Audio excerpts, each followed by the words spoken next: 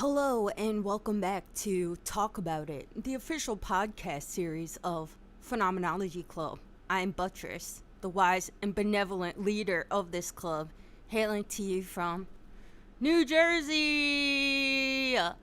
So, as I've said in the upload description, maybe I'll just read it real quick. The other day I did a meandering upload about ways of working in which I delivered a central thesis that aimlessness is dangerous-ness. And now today, in an effort to prove my thesis, I will discuss the same topic, but this time coming in with some simple preparations and a loose plan, so we can see if my thesis proves correct for science. This is science right here. It's funny because Maxwell, the person who originally gave me the prompt for the discussion, asking me if I would discuss ways to work, left a comment on that upload about how I basically proved my thesis that aimlessness is dangerousness in the other day's upload, because anyone who listened to it knows that I just was fucking meandering. I was talking about Baudrillard and the simulacra and Wittgenstein and other dumb shit, and I really didn't prove any point. Magnus says, can I post the other one to Spotify? I already did do that. It should be live now. Sorry, I can't do it the day of anymore unless I actually record the audio in real time from the upload, because YouTube for some reason has longer processing times now, and I can't download the MP4 and then export it for Spotify, blah, blah, blah. But it should be up there now. Anyway, it's funny because, yes, Maxwell, shout-outs to you. Again, you left this comment that I basically proved my point by coming in with no plan and meandering endlessly and saying a bunch of fucking nothing. The only thing I was able to achieve was my central goal, which was just to do an upload. And the upload of today's goal, the goal of this upload, is to prove my point from that upload by now doing the same exact topic with a fucking goal. And let's see, maybe this will be a farce. Maybe I will fail. But, shit, science. It's science. And speaking of science, science, one of the core tenets of doing science is being able to repeat a thing and, articulating what conditions are varied between doing different things. And I will say the only difference between today and the other day is that I have some notes. That's it. I still feel like shit. I haven't rehearsed or anything. I feel pretty much similarly to how I felt the other day, not incredibly excited. Well, I'm always excited because I'm from Jersey. But the only thing different in any sort of marked way is that I got some fucking notes. Let's see how much of a drastic difference is made. Also, before I start, let's be scientific. Let's be academic. Let me state my qualifications, which are nothing. I have no qualifications. I have an art school degree. Not to shit on myself. I'm not going to shit on myself.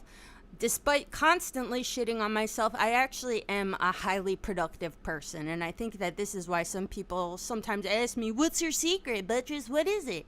And, I don't even know if I present anymore. I'm sure it waxes and wanes if I present as a highly productive person because, I think the goals, my own personal goals for what I want to accomplish in my own practices, especially my artistic practices, don't necessarily align with the goals of the public and being a somewhat public figure. I mean, I'm a nobody, but I do have followers, I don't know, people who are interested in my music especially, and they want an album, and I already gave an album, I didn't like it, I'm always deleting stuff, my own personal goals as an artist is to make something trippy, to make something good, and I'm working on my own timeline in that way. So, I'm always making stuff over here, but as far as presenting a finished product to the public, I will do that when I feel I have accomplished what I want to accomplish, because I will derive no pleasure. I know from experience, I derive absolutely no pleasure from putting out something, even if other people like it. If I don't like it, I have failed at my goal, and I derive no pleasure from this process. And what am I doing if not trying to do something pleasurable? What is my motivation for making music or art, period? I mean, I can say all types of things here, but initially, I would not do any of this. There would be no impetus if I didn't find the process pleasurable, right? No one's making me do this. So If my ultimate pleasure is derived from making something trippy, not from just having admiration from others for whatever reason, then of course I will have no pleasure unless I complete something fucking trippy and then I give it to you, okay? So that's what I have to say about that. That being said, am working on stuff, always working on stuff, and recognize that, I do want to give things to other people because I also believe that we do make art for other people. But in keeping with my plan, I'm noticing that I'm beginning to meander, so let's not. Let's stay on track. Let's stay on the course for science and see if this fucking works. So, let's get started. Getting started, like I said the other day, is really the most obvious thing, and for many people, the hardest part of the process, And I will be reiterating some of my points from the other day, but I'm going to try not to be redundant. I already said this in the other upload. Getting started is the most difficult thing, I would say, for many of us, at least depending on what it is, We talked briefly about exercise. This is something where I think this becomes incredibly obvious, that getting started is the hardest part. Actually telling yourself, all right, I'm gonna fucking turn on the Jillian Michaels DVD and I'm gonna fucking do it. That's the hardest part. Once you're already in it, you're like, well, shit, I'm doing it already. And I'm gonna see it to the end, because when I'm doing it, I can already feel the satisfaction of having done the thing that was so hard to get up and do. Same goes for reading, The hardest part is picking up that fucking book you've had for 6 months off the shelf and just getting into it. And once you get into it, you're like, well, this is kind of nice, right? This is obvious, and this is something I don't think anybody can necessarily give you any tips for doing, though who knows? I don't know. Maybe some of you have some tips for how to get started in the first place. I really couldn't tell you. But I think that this is obvious. I can't really make you fucking do it. You just gotta fucking do it, okay? And then, my brothers, my sisters, like I said the other day, hello! Hi, Lex. Love you, Lex. So, like I was saying, I think the most important thing to ever be doing when we're trying to do anything is to articulate some sort of a goal, right? No matter how broad this goal is. I gave the example of when I first started to try to get into art making. I didn't feel like I had a specific goal, but I did have a broad goal, the broader goal of making art. I knew that I wanted to make art. I knew that I wanted to make art that had to do with video. So I would download random softwares, Max MSP, Jitter, Final Cut Pro, open them up and fuck around. And, this sounds kind of pointless, but I think that even this is an execution of a goal. If you are in a similar kind of place, you don't know exactly what you want to do. I think that once you just start fucking doing something, get started, the hardest part, I think as you mess around with materials, you will start to see what is possible and what you want to do, I think that experimentation, especially, is a really important part of any process, even though I said that I believe very strongly that aimlessness is dangerous-ness. I think that experimenting is incredibly important and that you should always leave room for experimentation at every part of the process, To speak of myself, I make music videos. One of the things that I do when I make music videos, well, I have different approaches. I'll tell you a little bit about my history. When I first started making music videos, I really didn't have any sort of a plan. I just knew, okay, I kind of want to do a scene here, and I'll film all the scenes and then I'll edit them together. And this ended up working, but especially for some of my earlier videos, like Pilgrims by the Millions, if anybody's familiar with it. I just had these ideas for different scenes, no sort of ideas for transitions or anything, and it ended up working, but I had to do a lot of editing, I didn't have any ideas for transitions, there's no sort of overarching narrative, which is fine. I mean, it's a fucking music video, and I just kind of put it all together at the end. But I think as I went on continuing making music videos, I started to realize just how useful it is to create a storyboard, or at least a sort of plan. Storyboarding is difficult, but if you even just write down key parts, okay, I want to have a transition from this into this because I don't know how I'm going to get from point A to point B in my video. I know I want to have this here, at least create some, you could call them keyframes for all your video editing people out there. You could have some sort of bookmarks throughout the whole thing. Create a skeleton, at the bare minimum, a skeleton of what you want to do, and also leave room for experimentation in different parts. Maybe there's a certain part where you're like, I'm not sure exactly what I want to do here. Maybe you can try multiple things there, right? But always have a backup too. This is something that is kind of treacherous for myself, speaking of making backups and shit, because this can become a trap too. Someone who makes music as well. I produce my own music. I will make multiple backup files, and for everything that I change, even sort of minutely, I will make a new file and save it. And this has been good in many instances because I think you want to always have a backup, especially if you're trying to be experimental, especially if you want to just do something crazy and you're not sure what direction you want to go into. But this has also become a trap for myself, because if you have 20 versions of the same song and they all go in drastically different directions, then it becomes really difficult to make a decision. And I think that this is where you have to draw limits upon yourself and create boundaries for yourself, especially as it relates to experimentation, because especially as someone who is more of a subtractive worker more than an additive worker, and I know everyone has different kinds of approaches to working, I think overall being more additive is probably a better approach, and this is something I'm trying to do as well, because when you take so much footage, when you have so many options of different songs, you start to fall in love with different bits and pieces. And especially if we're talking about music or music videos, I mean, the end product is going to be 3 minutes fucking long. So what am I going to do? How am I going to put all of this shit in there?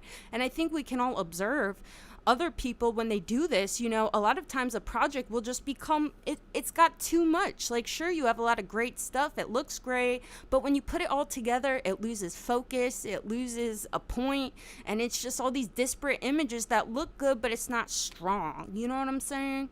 I think the same goes for anything that you're working on. Create multiple options for yourself and leave room for experimentation, improvisation, but always stick to a fucking plan. The more specific your plan gets, the better, But also, if you don't have a specific plan, that's fine. Start with a broad plan and then zoom in. You know what I'm saying? Okay? Something else to speak of articulation and becoming specific, Like I just said, the more specific your goal is, I think the more specifically you'll be able to articulate at every stage of the process what you want to do. And this is my central idea. This is what I think we all need to do.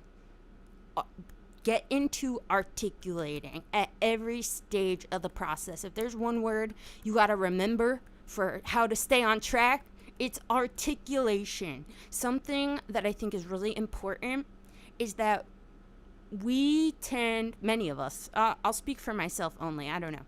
Historically, I tend to accept happy accidents in my artistic processes or my work processes, period, which sometimes is a great thing. Sometimes you'll have some sort of a happy accident when you're experimenting and you'll be like, wow, that's great. But the danger of this, my brothers, my sisters, is that sometimes happy accidents occur and you cannot articulate how it occurred. And if you can't articulate how it occurred, I would say be very careful about integrating that happy accident into your work, into your project. Because if something happened, let's say, I don't know, you're doing something with audio software and you have some sort of happy accident, you don't know how you created this thing, then I would say you better stop what you're fucking doing and learn how you just did that thing. And if you can't recreate that thing, if you can't articulate exactly how that thing was created, I would say be very, very cautious about integrating that thing, because you're going to run into all sorts of problems. You're basically fucking yourself, especially if the success of your project is contingent on this thing, this core facet of your project you don't even fucking understand, okay? This is really important. To me, anyway. I mean, I don't know. I don't know how similarly my work processes are to the rest of you, but, you know, I've had all types of happy accidents, especially as somebody who's also into noise music, experimental music. You know, I've even encountered glitches that can't be recreated necessarily. And I like the thing. I don't want to get rid of the thing, but if I don't understand it, I have no control over it. So these days, I'm very cautious about allowing such accidents into my work, you know. I think a way to be able to try to advance past this sort of a thing, and a thing that we should all become in the habit of doing, I think, is really getting into repeatability, kind of like what we're doing right now. In the interest of being scientific, you want to repeat the process at every stage of it, you know. Maxwell was asking, I see that you're here, Maxwell, hello. I hope that this upload serves you better. Maybe, who knows. But I think that something for coding for web specifically, which I know you're interested in, this is something that I did and still do all the time. When I'm coding for web, I have to start from scratch all the time, you know, like, okay, I just accomplished something good. I just learned how to do this thing. Maybe I watched a CSS tutorial and learned this new skill. I did it. I know I can do it, but can I do it again? Because if I can't do it again, then I don't know what I'm doing, you know. You have to be able to do the thing over and over again. The more that you do this, the more you'll establish control over your own materials. The more you will integrate this knowledge into your lexicon of artistic and other practices, you know? So whatever you're doing, I would say understand what you're doing and do it over and over again. And the more you do it over and over again, the more you'll fucking understand it, okay? It's not fucking rocket science. Okay? Woo! So another thing that I think for myself personally that's really helped me is always judging myself very, very harshly. I had the benefit when I was in college of having roommates that were kind of like highly technical assholes. Like literally would tell me I'm a fucking idiot and I'm doing it wrong. And what the fuck are you doing? This is so stupid. Which sounds harsh, and I'm sure somebody would be like, oh my god, that's emotional abuse or whatever. And maybe it is. I don't care. It benefited me greatly. And I've internalized this sort of attitude about myself. And I'm always aware of some hypothetical person over my shoulder watching what I'm doing on the fucking computer screen. Think about who you admire the most, who you think to be the most technically proficient at your craft or the thing that you're doing. Think about them judging you, judging what you're doing. What are you doing right now? If you would be embarrassed to do the thing you're doing right now in front of the person that you admire for their technical proficiency that's so good at doing the thing you're trying to do, then you need to stop. And only do what you would feel proud of doing, you know. I think that this sort of self-criticism, this sort of self-judgment, self-hatred maybe even, I think that a lot of people want to avoid this sort of thing just by virtue of them thinking that that's an unhealthy attitude, you know, because out here in body positive Twitter world or whatever, we're always being told to love yourself, be nice to yourself. Yeah. There's a time and a place for everything, of course. But when it comes to work, I think you should always imagine that there is some judge that's calling you a fucking idiot, you know, because this creates movement, I would say. And I think simultaneously, suffice it to say, it's also important to think that everyone else is stupid and everyone else is a fucking idiot. This might sound fucked up, but this is something that also greatly benefits me. You know, when I look up tutorials online for how to do something in CSS, for how to do something in Adobe Premiere or After Effects, you know, I assume that the person speaking to me, I assume that I am smarter than the person speaking to me, even though I have no real reason to do that, but I find that it benefits myself because I come into a mode where I am always looking for flaws. I assume that there are flaws in other people's arguments and what they're telling me to do, that they're ignoring something, that they're missing something, and it's my task to find it. And even if this mode is not necessarily logically justifiable, I find that it's good because it creates an element of movement. We're always trying to grow, right? And what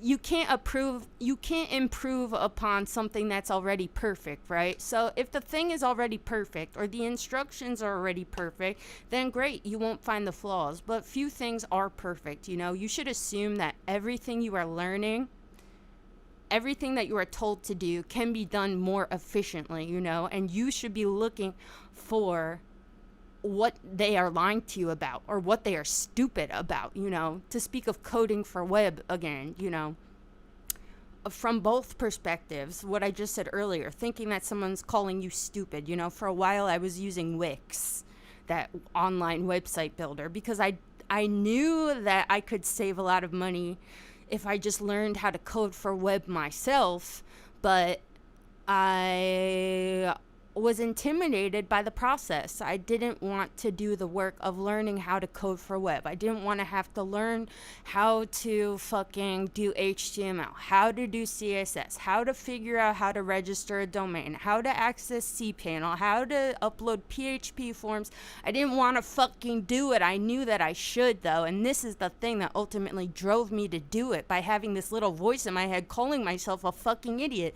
Bitch, what are you spending $12 a month for? That's a fucking Netflix subscription, okay? What are you wasting all this money for? And you're broke, so you really have no excuse. You're wasting all this fucking money for just because you don't want to learn a fucking thing, And then once I started learning this thing, coming into the mode of thinking everyone else was stupid. And I think that greatly helped me, because as soon as I got into coding for web, all of a sudden everywhere you see people be like, do WordPress, do this. And I'm like, well, what is WordPress? Then you look up WordPress and see, I assume, no one even told me, but I assumed that learning WordPress was not the place that I should start, because from what I was learning about CSS, HTML, WordPress seemed like another fucking trap. It seemed like, okay, I'm going to use a WordPress template and learn how to do everything through WordPress, but I'm not really learning how to code for web, am I? WordPress seems like something I should be learning later. I think a lot of people get into coding for web and they're like, well, I know I need to learn WordPress because everyone's telling me I need to learn WordPress. But this is where you can get this sort of benefit from this sort of attitude that everyone else is a fucking idiot. Just because everyone else is saying to learn WordPress doesn't mean shit. Why do you need to learn WordPress? Answer me that. If you can't answer me that, then you don't got shit. I will say, though, eventually, yes, you probably do want to learn WordPress if you're into coding for web, because people want to buy websites from you, the designer, that they can actually edit on their own, which is possible through a thing like WordPress, But you should first know how to design from nothing. You should know how to open a text editing program and start typing. Nothing but your fucking fingers and your fucking brain. And a fucking folder and a fucking file and a fucking browser. That's it. If you can't do that, then you're an idiot. I think that also, assuming you're smarter than everyone else, even if this is logically improbable, and also, maintaining an element of self-hatred, self-criticality, I think that this is great as a self-confidence booster, And I think this is part of why I'm actually so passionate about encouraging other people to do things, because like I've shared before, I grew up feeling like a fucking idiot at every level, even though I had high honors awards and shit, there was always someone I felt was smarter than me. In high school, it was the political science bros. There's a whole clique of them always talking about Stalin and communism and whatever. I had no idea what they were talking about. I'm like, I hate that they're smarter than me. I mean, I'm a very competitive person, so I felt competitive, but I also felt so mad at myself. And I'm like, how can I not feel so stupid around the political science bros?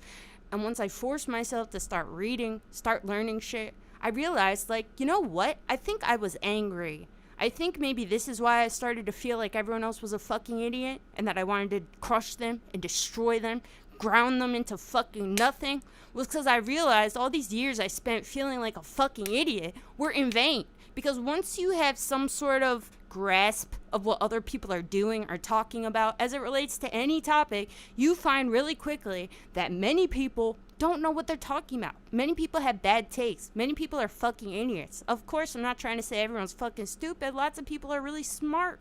But you want to be able to have a skill set for yourself. You want to cultivate a skill set where you can actually articulate whether or not somebody is smart or whether or not they're stupid. That's the thing that I think was ultimately the most inspiring. Once you gain the tools and are able to articulate what you're doing, what you're interested in, then you really have a skill set for how you can see whether or not someone's doing or saying something interesting and whether or not it's stupid, you know? You can't make that distinction before you yourself have the toolkit to do this. We were talking about this the other day in Phenomenology Club. We were talking about noise music, you know. I know people love to shit on noise music, I think for good reason, because a lot of people think, as our club member said, that noise music is just pretentious art bros pushing pianos off of roofs, you know. And I think that a lot of noise musicians are this. They're like, wow, look, I'm so weird, I'm so quirky, you don't get it, I'm pushing a piano off a roof, you know.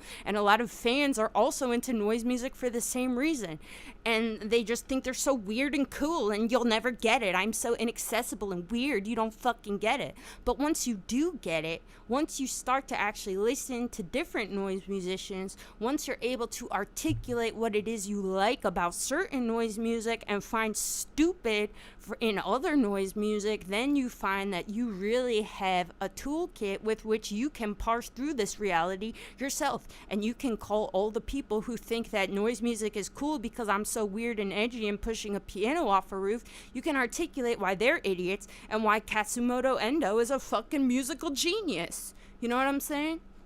You have to be able to articulate at every stage of the process what you're doing, what you like about what you're doing, what you dislike about what you're doing, and that's only achievable, my brothers, my sisters, through understanding, thinking, and not only thinking, but thinking about thinking. Phenomenology! So, you know, we've just discussed ways to work. This is relevant, you know. All of this stuff, let's talk about how do we make something interesting? How do we articulate what it is we find interesting, you know, especially to speak of art, noise music, music in general, you know. We all can we all can identify different ways to work, and I think that they're all probably going to become ultimately custom tailored to what's good for you, you know. I have my own ways of working, and I know other people work in entirely different ways and are much more efficient workers than I am, you know. You do have to custom tailor things to yourself, of course. But how do we make something that we like? How do we make something trippy? How do we make something interesting? And this is something, let me take a sip of my coffee, because one of my ways to work is by not feeling tired, even though I'm learning how to work while tired, which is a very interesting phenomenon. I don't think I sound tired necessarily. Do I sound tired? Ooh, shit. Fake it till you make it, boy. So this is something that I discussed in my upload, Moral Relativism and its Relevance to the Arts, I think it's called. I forget. You could watch that if you feel like it. I made some arguments in it that I think are funny and that I still agree with. But one of the things I discussed in that upload is, what is the goal of art? What is the goal of making an art piece? I'm talking specifically to artists right now, you know, because I know a lot of my listeners are artistes and interested in such things. What is the goal of any given art piece? I think that you can have all types of goals specific to your art piece, but ultimately, this is true for anyone making a piece of art, period. The ultimate goal is to make the thing. And what is the thing constituted of? Well, that will be relative to what the thing you're making is, right? What is the goal of a painting? The ultimate goal. The ultimate goal of a painting is simply to be a painting. What is the goal of a film? To be a film. So how can I make an interesting painting or an interesting film?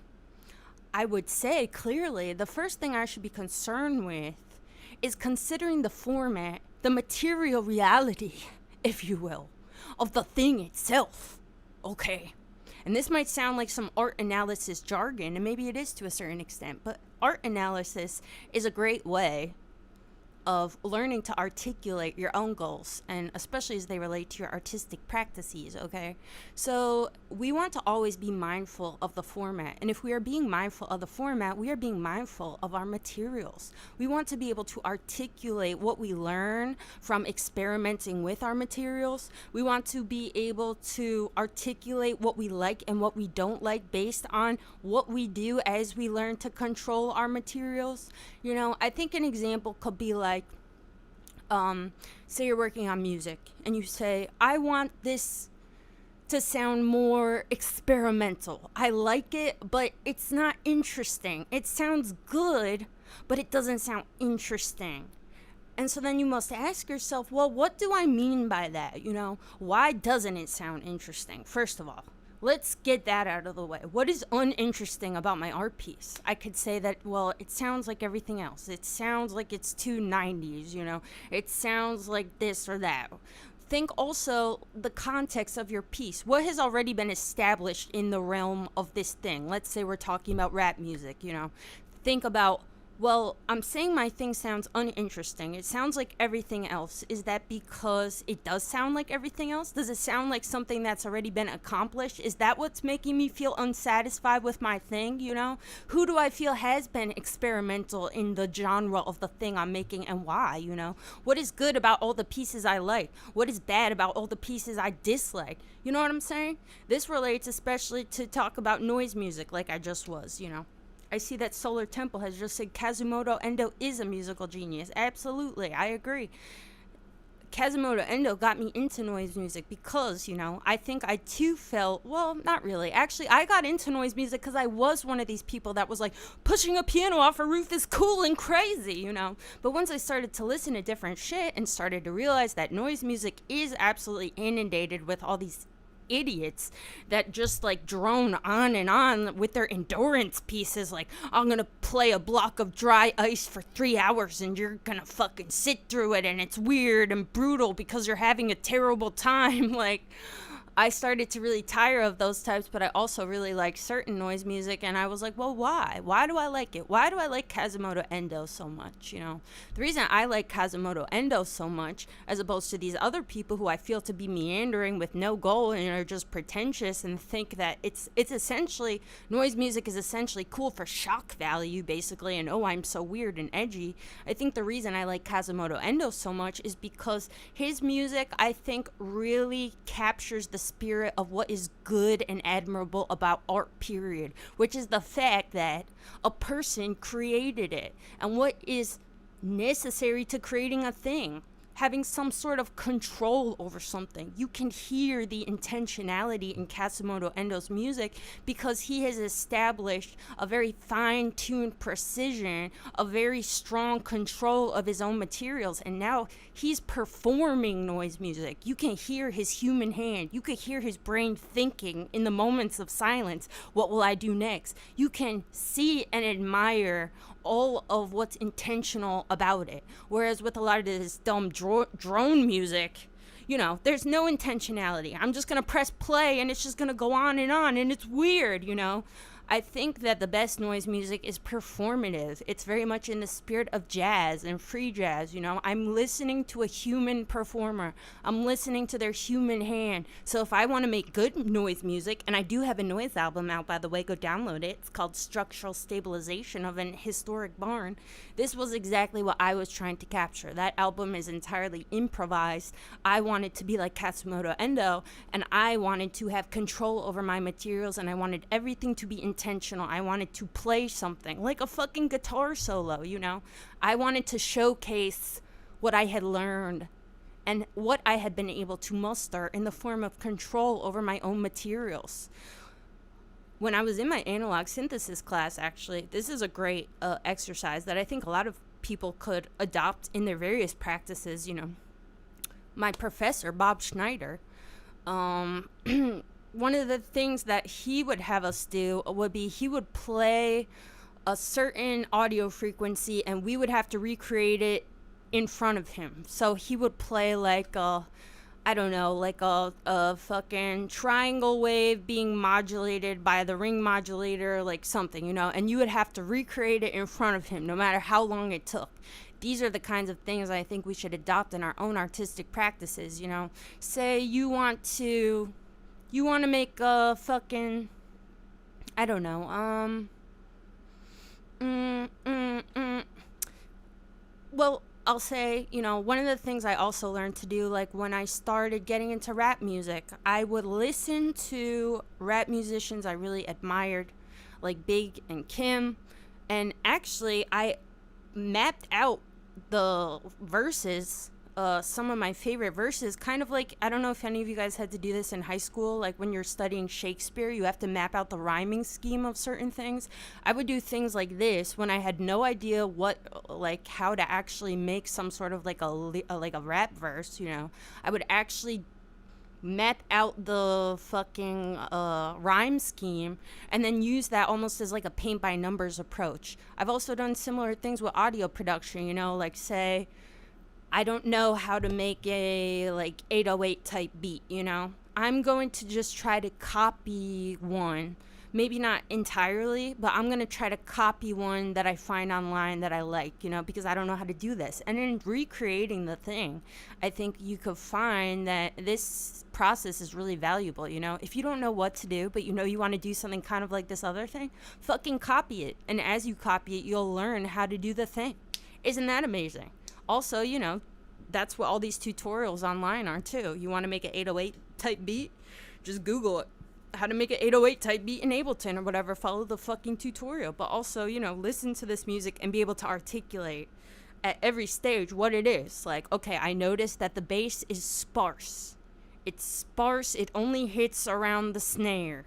It hits right before the snare. It hits right after the hi-hat. It does this dippy thing. What is that? How does that happen?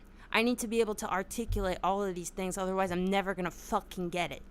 Be able to use your fucking words. Never just say, I don't know, I just like it, it's a vibe.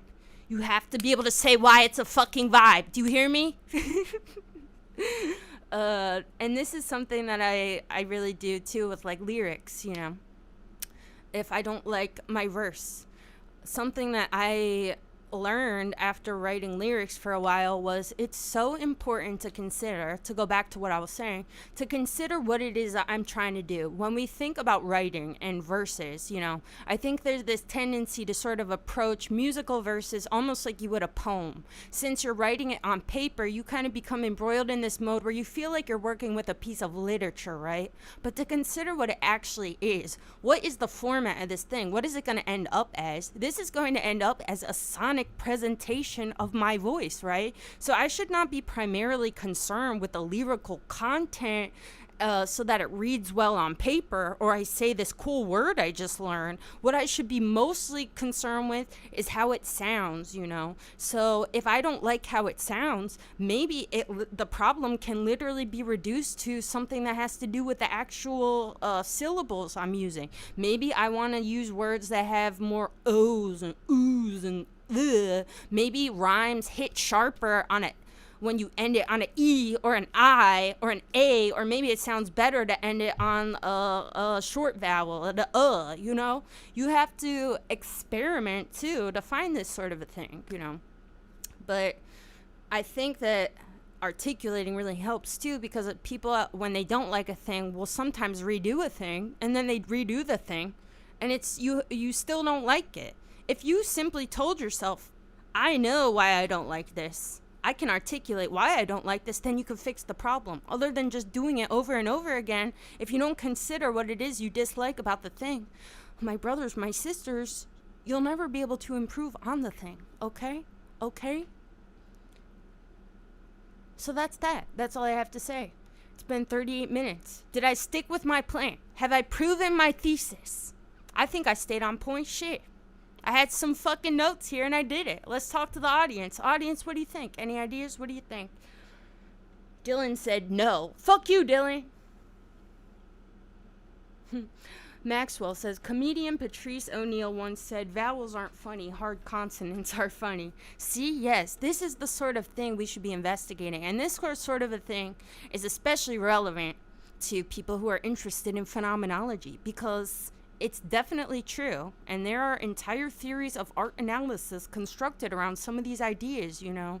Ultimately, when we view art and experience art, it is a physiological experience, you know. It stands to reason that certain frequencies, certain sounds just hit different, you know. And even if you can't articulate on that most physiological level what's happening, because of course you can't, because many neuroscientists can't even do that, even just being able to recognize these sort of patterns, you know, that I like these hard consonants, or ending on a hard consonant is funnier, you know. Shit like this, the statement is delivered with more oomph, you know. These kinds of things are absolutely important and will benefit your practice and will aid you in gaining an element of control.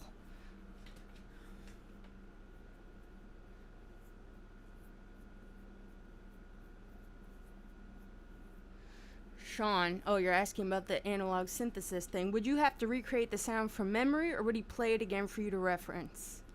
Trying to think, actually.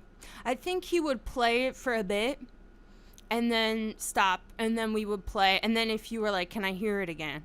I'm trying to remember. I mean, we did this exercise many times. But if I'm not mistaken, yeah, I'm pretty sure he played it for a while. You would start to do it, and then he might, or maybe he'd just stop to compare yours. I don't know. I don't really know. But either way, great exercise, you know. And this is definitely good, even if you're into digital music, you know, which we all are. I mean, I don't know how many of you guys have like modular synthesizers at home. I would like to build my own, but I have to learn fucking how to solder and shit. No thank you. Don't have time for that right now, or the money. But you know, even in like Ableton, you're able to fuck with waveforms and all that shit, you know, that you can do a similar practice even in whatever DAW you're using. And these kinds of things will benefit you even if you're doing everything, you know, digitally, which we pretty much all are right now, right? Not all of us, I don't know. Not the bleep bloop crowd.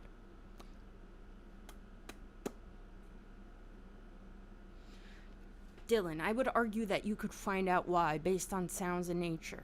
I imagine you're talking about the thing I just said and how you probably wouldn't be able to find out because you're not a neuroscientist, because neuroscientists can't even figure it out. I mean, I don't know. I don't think it's neither here nor there. As far as it's relevant to your goal, if your goal is, like Maxwell gave this example, your goal is to find what's funnier. If you identify that it's funnier to end a statement on a consonant, or it's the statement is delivered with more oomph, you know, then yeah, you should be investigating this sort of a thing, you know. I think this attitude in general, this attitude of being highly critical, you know, this sort of a thing has been a little bit lost, especially since so much of what we see in the realm of like experimental art, which I think you're into a bit, Dylan, you know, like there's just this attitude of like free expression, I'm being free and wild and weird, and the same thing that plagues the noise music community plagues all venues of experimental whatever, you know. People just think, I'm gonna be a little weird, and then it's like, oh, I'm weird now, like, but this isn't interesting, you know. Noise music is not interesting because it's weird. Experimental music is not interesting because it's weird. Experimental film is not interesting because it's weird. It's interesting because it expands on the format, you know. Being weird is not interesting. Being interesting is interesting, and the only way to be interesting is to do something that breaks out of convention. That's why it's called experimental. It breaks out of convention. It's not just weird, you know. So to compare like experimental filmmakers, you know, we see so many people that are just like, oh, I shit on the film and I put the paint on it and ooh, it's weird, and there's like expression and it's like stuff. Like, I don't fucking care. This is so boring. I like to see intentionality because, like I said in my separating the art from the artist video, the thing that we appreciate about art ultimately is that somebody made it. It is a showcase of abilities. It's true you could spill some paint on the floor and see something beautiful in it and go, oh, it's so beautiful, I love it, that's great. But you won't admire that paint spill the way that you'll admire something made with conscious intention and high precision from one of your human peers. This is why we love art, because we are admiring human abilities, you know. So if you want people to love your art, you better put some fucking thought into this thing. Show that you have control. Show that you're not a fucking idiot. Show them how it's fucking done, okay? You better show them something interesting. Break out of that convention. Be weird if you want. But you're only going to be weird if you actually break out of convention and do something highly intentional and focused and masterful. You can't make a masterpiece without being masterful. Master of your controls. Right? My favorite experimental film is Outer Space by Peter Tchaikovsky. Everyone should go check it out. That is a great example of a film that I think breaks out of convention, is highly concerned with the format of the materials it's actually dealing with, learning how to gain incredible control over the materials, and making something incredibly interesting with them. I'll leave you with that recommendation. I hope that this upload helps somebody, maybe.